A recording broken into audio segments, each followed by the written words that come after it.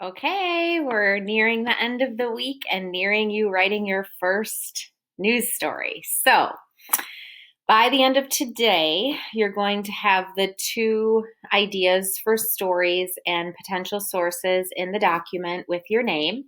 I will go in there over the weekend and tell you which one I have approved. If you could put on the document, if you're thinking of working with someone, just put your name and then in parentheses put with and then the other person. And then I'll tell you whether or not it sounds good. Because your assignment then on Monday, once you have an approved story topic, is going to be working with what we're talking about today, which is putting questions together for your sources. Okay?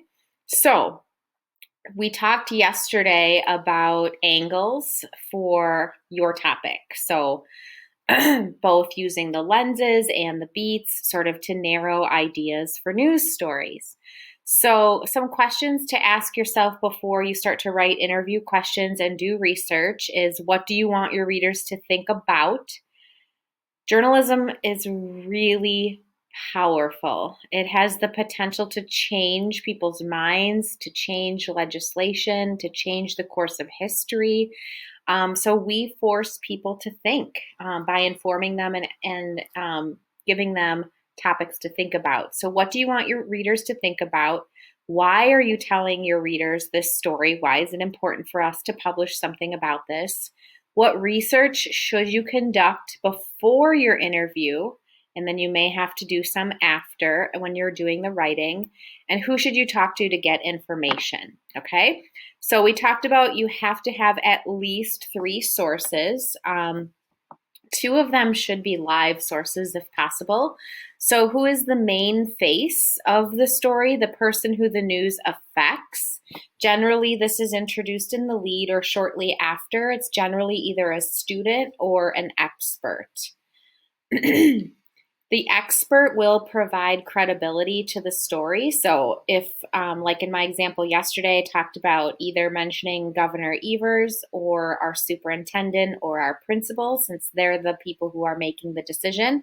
You could also interview students and ask them their reaction or what they hope will happen, because it does affect them, but they're not necessarily the expert. They might be. It depends on what your topic is. So you do interview a main face, you do interview an expert. Usually you want to have a secondary source. So that's either another person, or it could be research that you find online. Then you have to start, once you know who you're going to talk to or the fact that you're going to do some research, you need to prepare. If we were in the school building, you would set up an appointment to meet them face to face on their turf. Obviously, we can't do that right now, and so hopefully people are going to be flexible about that. You definitely want to have writing questions. Sometimes you'll show up to set up an interview and they'll say, well, I'm ready right now. Can you do it right now? And if you don't have questions, you're like, you might miss an opportunity. So for Monday, you're going to write a minimum of 15 questions, and I'll type that all up and remind you. And those can be questions that you ask live sources, but those can also be questions that you need to research or you need to find the answers to online. It just depends on what your topic is. So when you write your questions, and we talked about this a little bit when you were doing the Humans of Homestead, you want to kind of start out with some easy questions first, a couple close-ended questions. You want to build trust, so you want to make sure that you get all the details about their name and their proper title at the beginning. Also, if it's an in-person interview, you would always ask permission to tape it. And depending on how you do this interview, you may want to ask permission also, because if you're asking 15 questions or if you're asking 10, and they're talking fast and you can't possibly write that fast, you want to be able to go back, especially if you're directly quoting them. So if it's not typed out answers, see if you can get some sort of audio recording with their permission so that you can go back, because the worst thing is to misquote someone, because usually they bring it to my attention and then I have to bring it to your attention. So we want to avoid that. And we want them to trust us. We don't want the people to say, oh, those reporters in Highlander publications, they're always misquoting me. We have had a couple of cases where people have said we've misquoted them, and then we'd go back and show them our records, and they realize that they really did say things that they didn't think they did. But hopefully in this world, we'll avoid some of that. So you write your questions, again, figuring out like what you want to answer. These are just sample questions for an interview. You want to, if you're doing the interview in person, of course, you want to be prepared and on time. So you want to bring your questions, something to write on, something to write with, a tape recorder. You just want to be prepared. You should listen for storytelling quotes. We are trying to tell our readers things that they could not know or get unless they did an interview. And you want to make sure that you use those in direct quotes. You don't always have to direct quote. You can paraphrase and just give them credit, but the really good quotes, straight from the horse's mouth, are nice to have as quotes. Opinions. You cannot give an opinion in a news story, but your sources can. Okay?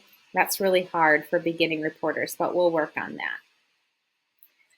And the things to avoid are usually just things that we run into when we're in the building, like not interviewing in person, slipping someone a list of questions. We don't have to worry about those in this case. So your assignment is to get me the 2 story ideas and who you might want to work with in the document by tonight so I can look at them over the weekend. Once I give you the approval, then you can start working on your questions, and you will put those in our folder on Monday by the end of the day. So good luck. Think of some really great stories. Really push your brain, because we can't have, obviously, people writing the same stories. So we don't want to have that overlap. So really think about things that are going on. Read some headlines. Go on social media. See what might be of interest. Ask your parents, you're home with them. Ask your friends, what do you want to know about things that are going to go on? I know I saw so many headlines today about the implications for the ACT and SAT for juniors, since they're not going to have all their opportunities to test. I saw something about college campuses in Boston already talking about we probably won't go back this year at all, not till 2021. So many lens implications there. So read the news, see what you come up with, and good luck. Have a good rest of your day.